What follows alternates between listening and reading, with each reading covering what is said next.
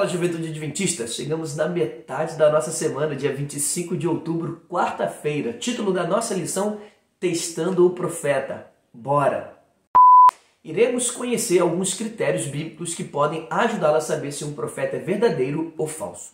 Jesus Cristo predisse que nos últimos dias se levantariam muitos falsos profetas e enganariam muitos, conforme Mateus 24, verso 11. O inimigo busca falsificar tudo que Deus fez em benefício de seu povo. Assim, uma das maiores bênçãos de Deus, o dom profético, tem se transformado num fator de destruição para muitas pessoas. Tais aspectos nos levam a indagar: como podemos afirmar que um profeta é verdadeiro, ou seja, que ele é um porta-voz de Deus? Há critérios que podem testar sua credibilidade, bem como comprovar a veracidade de suas mensagens. Iremos ver isso à luz da palavra de Deus. Ao analisarmos o assunto cuidadosamente, não seremos jamais enganados, pois a Bíblia estabelece critérios que permitem responder a essas questões. Se os testes bíblicos forem aplicados de maneira correta, eles revelarão a fonte da revelação. Nesse sentido, destaco 4 critérios apresentados na palavra de Deus. O primeiro, concordância com a Bíblia. O livro de Isaías, no capítulo 8, verso 20, diz: a lei é o testemunho. Se eles não falarem segundo esta palavra, nunca verão alvo. Se qualquer ensino ou conteúdo registrado por um profeta se desvia do padrão da verdade bíblica, deve ser reconhecido como vindo do reino das trevas. Os profetas falam movidos pelo Espírito Santo e nunca devem contradizer o padrão bíblico de instrução. Assim sendo, todos os ensinos devem estar em harmonia com o que já foi revelado. Segundo critério, bons frutos. Mateus 7,20 diz: portanto, pelos seus frutos os conhecereis. Jesus também alertou a seus discípulos dizendo: acautelai-vos dos falsos profetas. Mateus 7,15.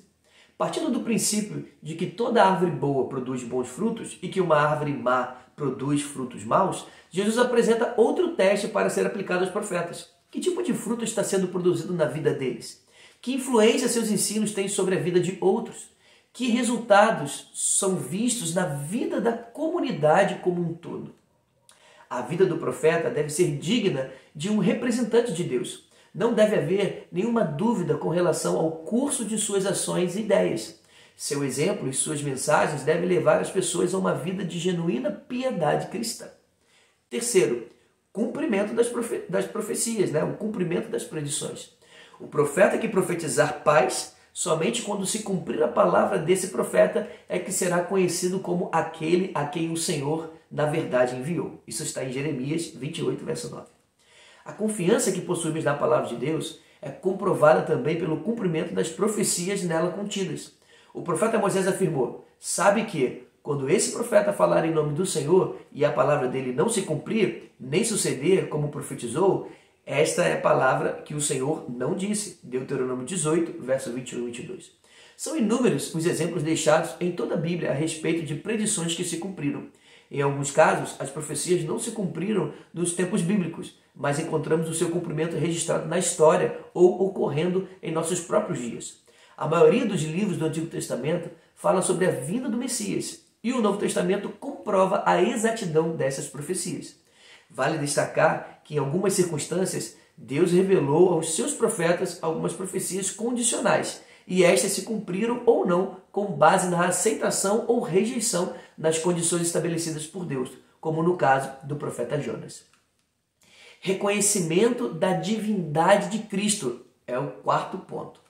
Amados, não deis créditos a qualquer espírito, antes provai os espíritos se procedem de Deus, porque muitos falsos profetas têm saído pelo mundo afora. Nisto reconhecereis o Espírito de Deus. Todo espírito que confessa que Jesus Cristo veio em carne é de Deus. 1 João, capítulo 4, verso 1 e 2. Ao apresentar esse teste, João está tratando diretamente com a questão daqueles que declaram ser profetas. Este teste é mais amplo do que simplesmente afirmar crer que Jesus viveu.